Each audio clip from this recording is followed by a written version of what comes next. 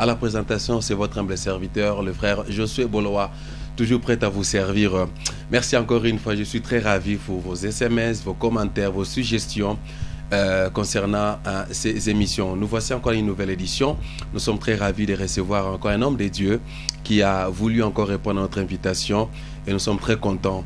Vous aussi, homme de Dieu, serviteur de Dieu, bishop, évangéliste, apôtre, si vous voulez aussi faire partie de cette émission pour contribuer à l'avancement de cette émission, n'hésitez pas.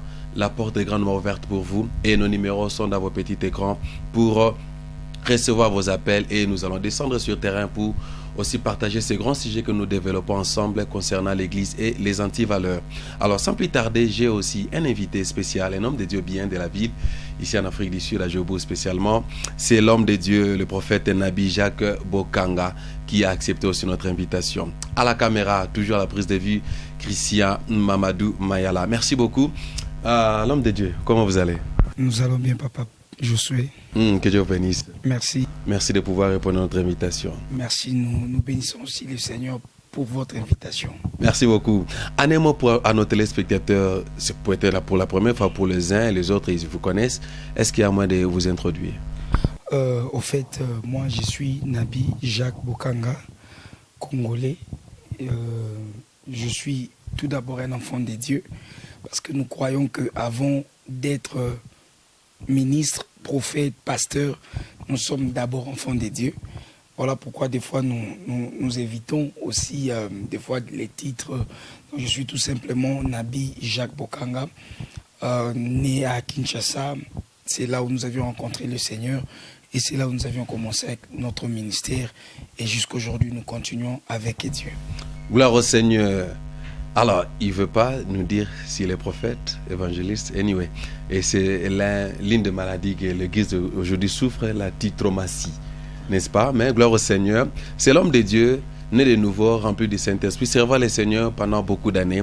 Il a quand même une histoire avec le Seigneur, n'est-ce pas, l'homme de Dieu? Oui, effectivement. Effectivement. Ça fait combien de temps vous êtes dans le ministère? Bien sûr, vous êtes né de nouveau, mais ça fait combien de temps vous êtes dans le ministère? Dire le temps, ça remonte à plusieurs années. Je me rappelle bien avec... D'abord, j'ai reçu le Seigneur avec mon propre cousin, le pasteur Jeff Baumbolia, qui est à Kinshasa, vers Salongo. Et c'est avec lui que nous avions rencontré le Seigneur. Aussi, nous avions pour un temps été dans l'église Amibon, assemblée de missionnaires pour la bonne nouvelle avec l'apôtre Van Dijk. Et après, nous avions commencé un groupe d'intercession. Il y avait de bien-aimés à l'époque, des jeunes qui aujourd'hui sont des puissants serviteurs de Dieu dans le pays, au Congo, ainsi que de partout dans le monde. Je peux citer le prophète Israël Dodo Kamba, qui est un père pour nous. C'est par son ministère que le Seigneur nous a aiguisés, nous a donné aussi la forme. Je vois, il y a le prophète Ajeka Lombo qui est aux États-Unis, à Boston. Il y a le prophète Ézéchiel qui est à Kin. Il y a le prophète Néhémie Shekina Tapo qui est avec nous ici en Afrique du Sud. Et c'est vers les années 95-96 que nous avions... le Seigneur a commencé à nous former dans le ministère et c'est depuis... Tout ce temps, nous sommes toujours dans l'œuvre de Dieu. Waouh! Une histoire un peu bien faite. Un parcours qu'on a bien donné avec le Seigneur. Par la grâce de Dieu. Gloire au Seigneur, par la grâce de Dieu. Tout est grâce. L'homme de Dieu, merci d'abord de votre temps. Merci. Leçon de la trompette, nous développons le sujet parlant de l'Église et les antivaleurs. Selon vous, comment vous pouvez définir l'Église? Je dis que l'Église, c'est l'ensemble des enfants de Dieu, les personnes que le Seigneur a choisies parmi les nations, parmi les peuples. Le Seigneur les a mis à l'écart. C'est un groupe de personnes que Dieu a choisi pour que par ces personnes, qu'il puisse continuer l'œuvre qu'avait commencé son Fils sur la terre lorsque le Fils de l'homme est venu. Le travail ne se limitait pas seulement au niveau de la croix. Après le salut, il y avait un travail qui devait être fait. Et voilà pourquoi le Seigneur avait choisi de disciples. Parmi les disciples, il y avait 12 apôtres qu'il avait investi d'un pouvoir pour aller de par le monde et gagner les nations. Donc pour moi, je vois l'Église non pas seulement une bergerie, là où il y a des brebis, des gens qu'il faut paître de troupeaux, mais aussi je vois c'est aussi une garnison, un troupeau des lions, s'il faut que je le dise. Donc l'église, c'est un groupe de personnes qui ont été choisies, qui ont été sauvées pour sauver. L'église, c'est un groupe de personnes choisies, sauvées pour sauver. Oui. Ils ont une mission bien définie, Oui. pour aller au travers le monde, Oui. gagner aussi les autres. Oui. Et nous avons maintenant un problème dans cette église-là, des groupes de gens que nous avons remarqué, ils n'ont plus de valeur. Selon vous, depuis que vous avez reçu le Seigneur, le parcours que vous avez avec le Seigneur, est-ce qu'il y a un changement?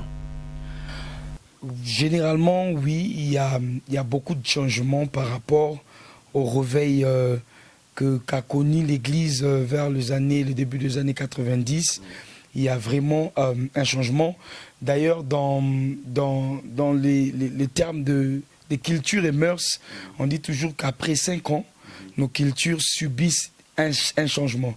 Et quand on parle déjà des cultures et des mœurs, l'Église, en tant qu'épouse, épouse du Christ, est constituée des assemblées dans les nations.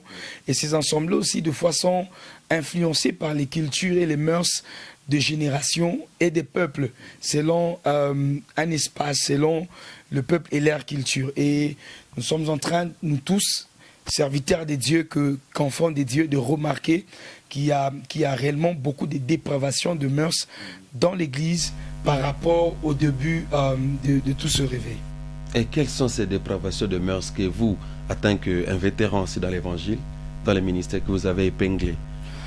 Vétérans, je dirais non. Nous sommes encore des fils, nous sommes encore des enfants. Nous avons nos pères qui sont en train de travailler et nous ne venons que pour appuyer ce que les pères sont en train de faire.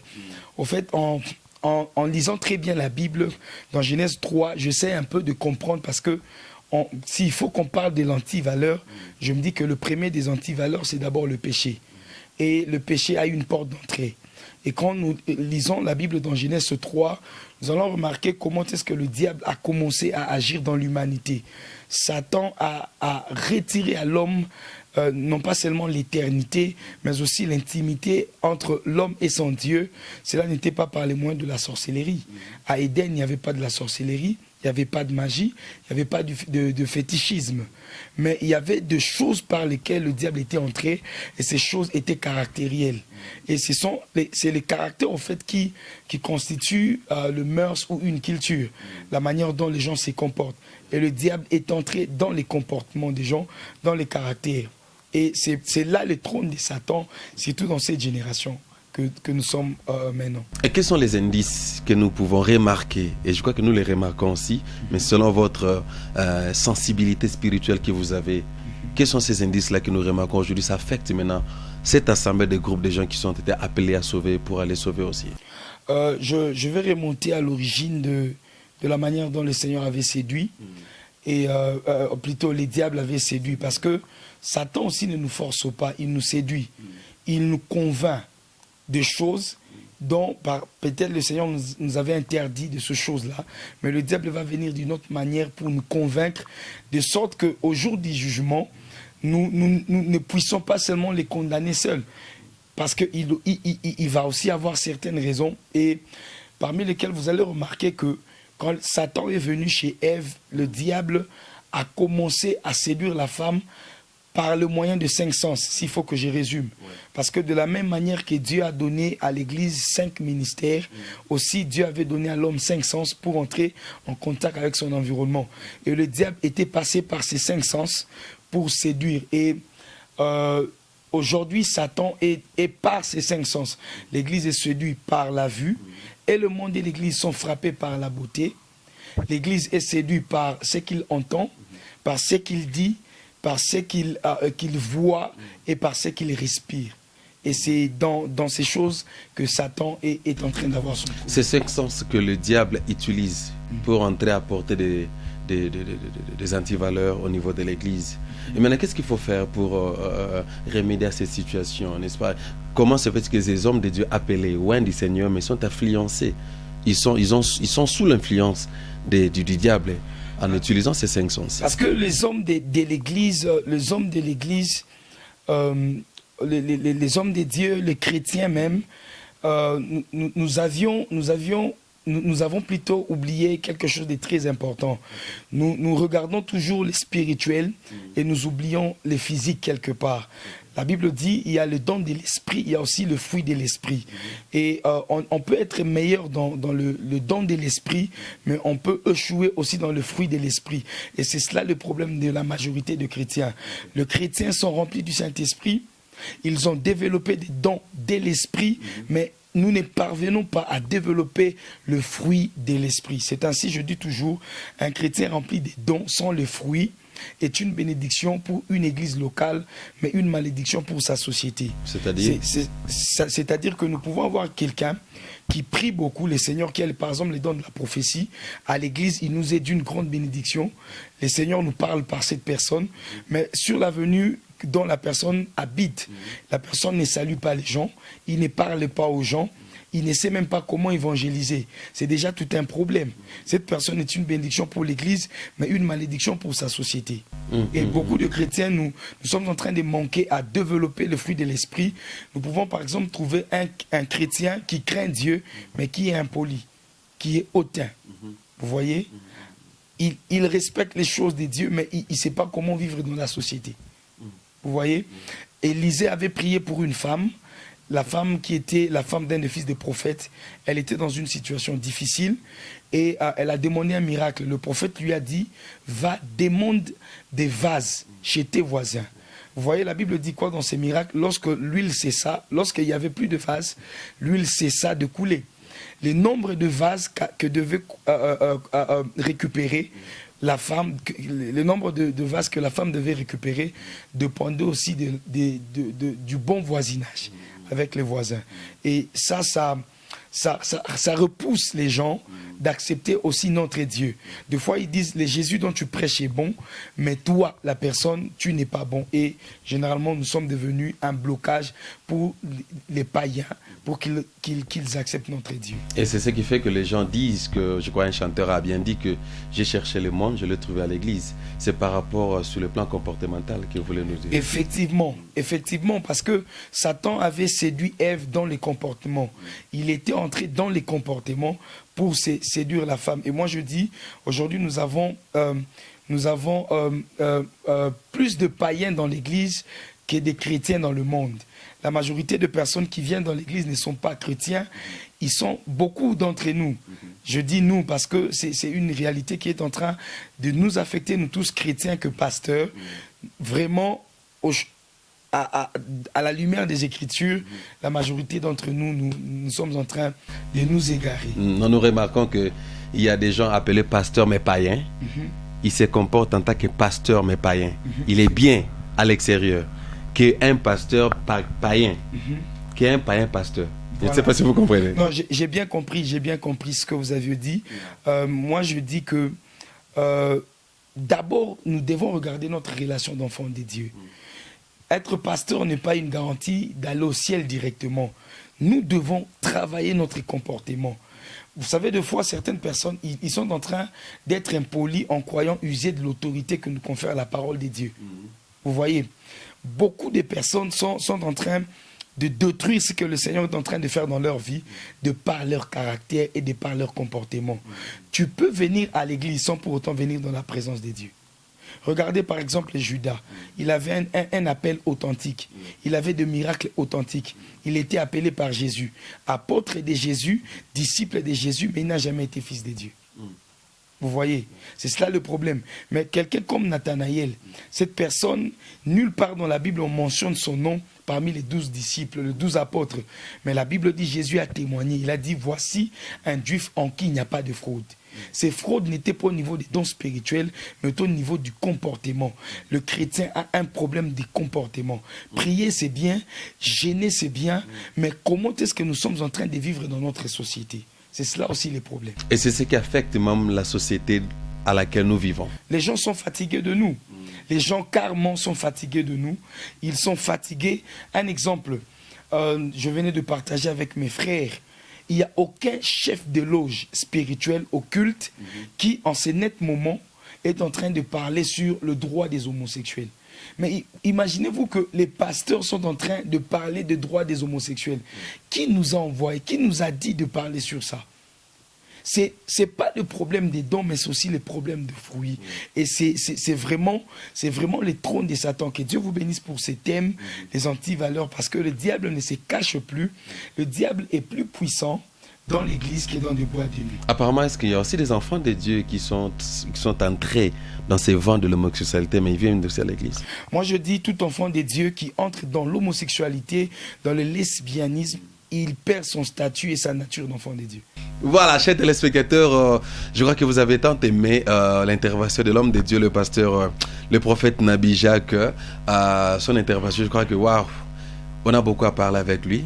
Mais faute de temps, nous allons nous arrêter là avec lui. Mais si vous avez des questions à poser, nos numéros sont dans le petit écran. N'hésitez pas à nous contacter. L'homme de Dieu, juste un mot de la fin concernant ces sujets. Qu'est-ce que vous pouvez lancer comme un message aux enfants de Dieu qui nous suivent, aux hommes de Dieu aussi qui nous suivent, à l'église du Seigneur aujourd'hui, qui apparemment dans nos nations, dans des pays, en Afrique, partout dans le monde, est devenue un peu impuissante.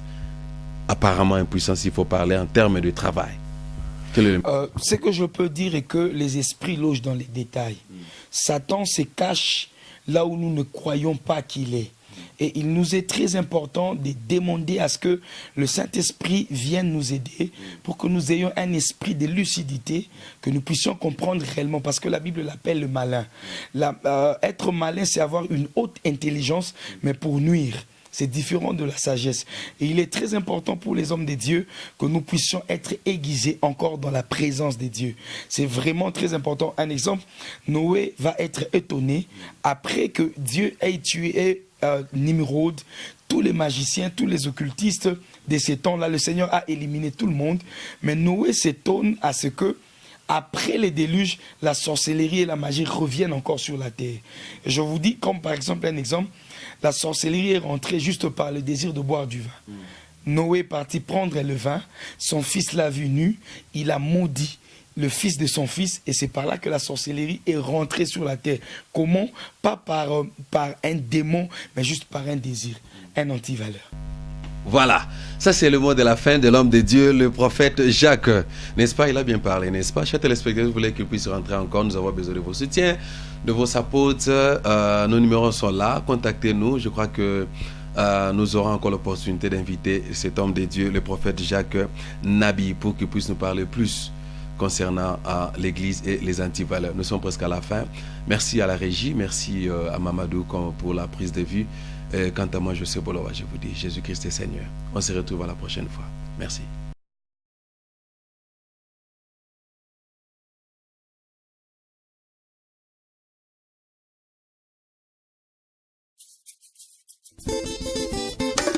Nous célébrons la seigneurie et la royauté de notre Père qui vit d'éternité en éternité. Alléluia.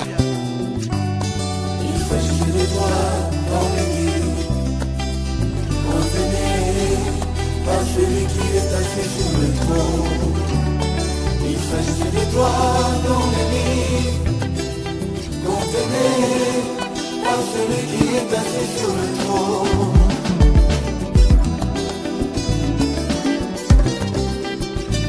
Je jouerai cet instrument pour toi, Seigneur, jusqu'à mon enlèvement.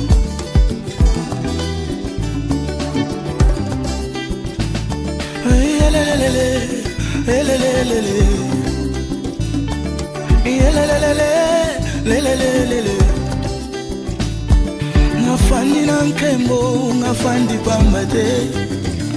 Kolo ngafandi na nkembo, afandi pamba te.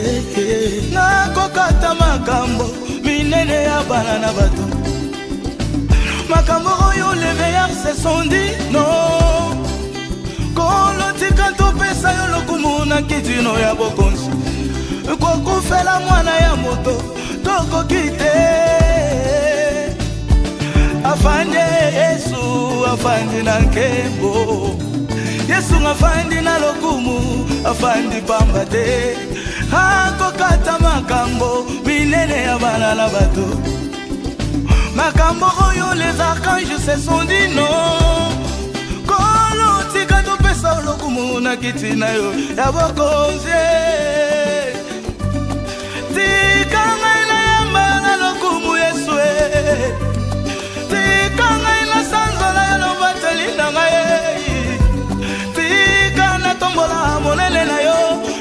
bakombo nyonso tikanga ina matisa yo likolo bakombo nyonso Yawe Yesu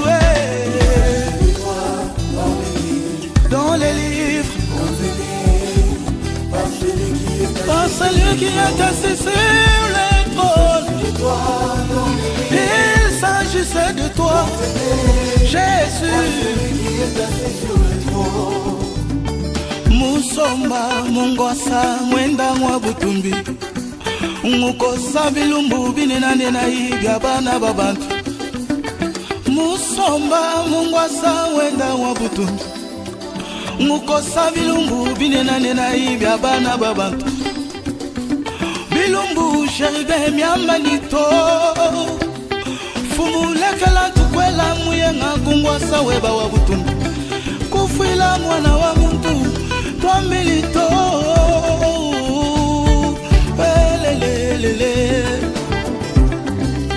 chef wanyi lelelele chabukola wanyi lelelele chabutumbi wanyi lelele papa lukombu nkomba mbanza wanyi yeye chabutumbi wanyi Kelenda wanyi Ulangeta wanyi wa mashike Hey barunyana hansha toku Juka tumbila izambi Hallelujah